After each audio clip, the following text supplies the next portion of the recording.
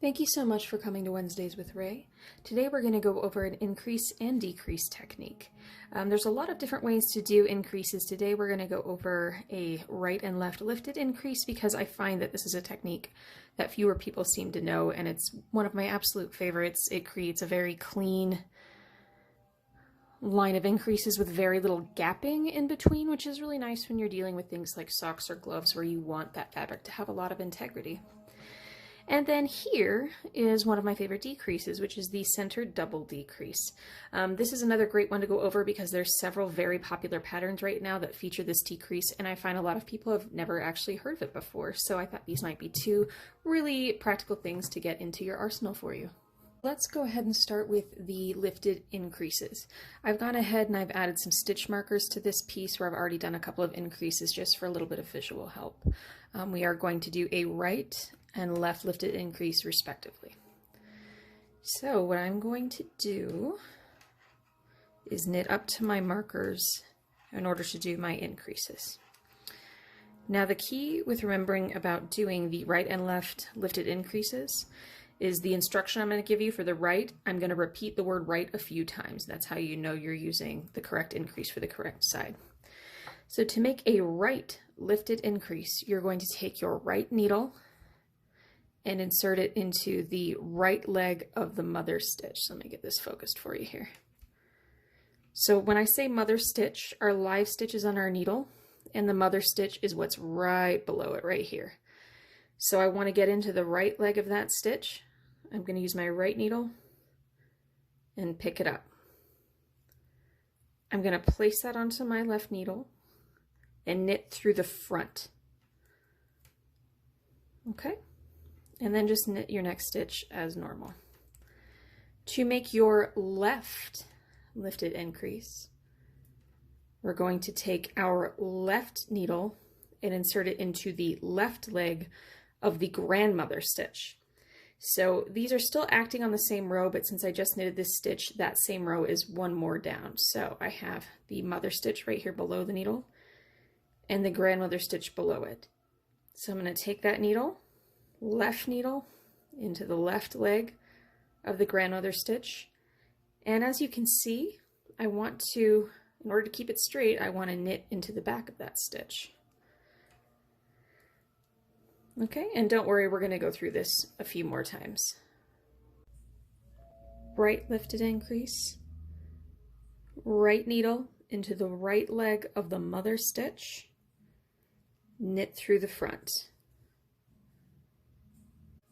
Left lifted increase, left needle into the left leg of the grandmother stitch, and knit through the back loop.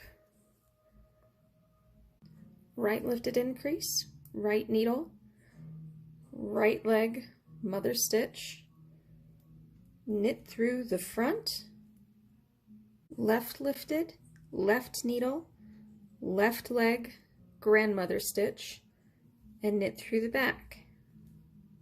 Right lifted increase, right needle, right leg of mother stitch, knit through the front. Left lifted increase, use your left needle and go into the left leg of the grandmother stitch.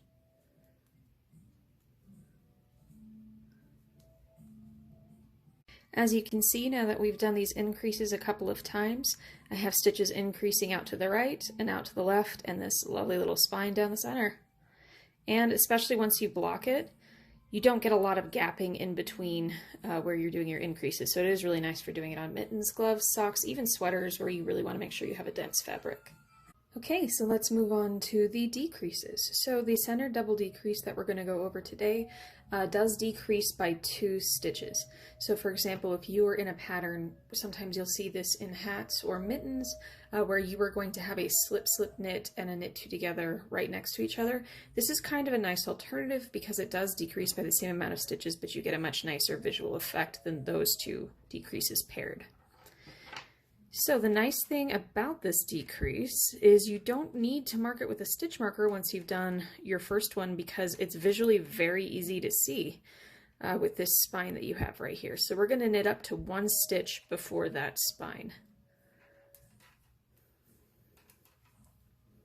Okay, so once you're one stitch before that spine, you're going to slip the next 2 stitches as if you were going to knit them together.